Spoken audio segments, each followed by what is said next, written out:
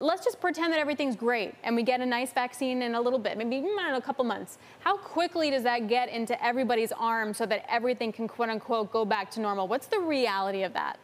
Yeah, that's a great question because that does impact so many things. So phase 3 trials have started for 3 different front runners now. That's very good news. Those trials take months to carry out. You're enrolling between them 120,000 people that will be enrolled and get 2 doses of vaccine for, in most cases here, a month apart.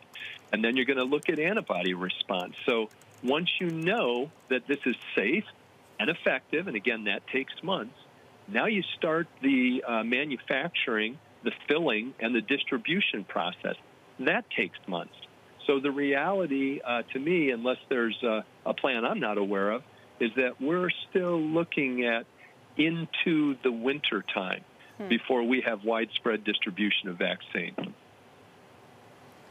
When do we know, to Alex's great question, if these, immune response, if the antibodies stay with us? I mean, people who've had COVID-19 and have antibodies, we understand that the autoimmune response trails off after 3 weeks.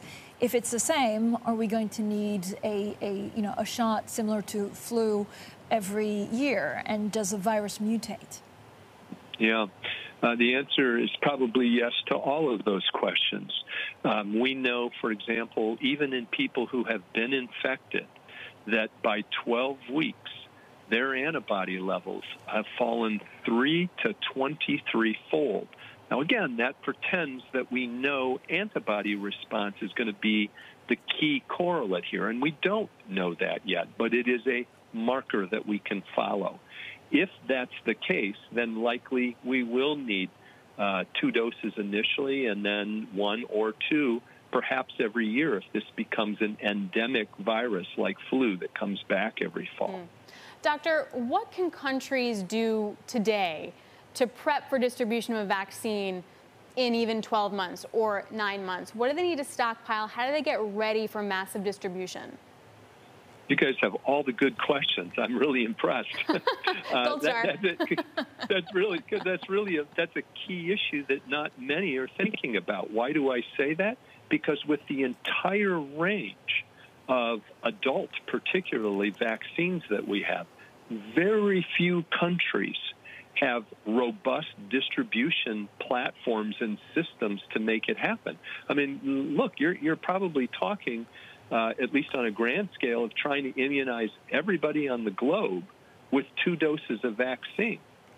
We don't even have that many glass vials for vaccine. So there's got to be a ramp up in not only needles, syringes, glass vials, but all the paraphernalia. The healthcare workers need to be trained. Distribution needs to occur, and finally, then vaccine gets into arms.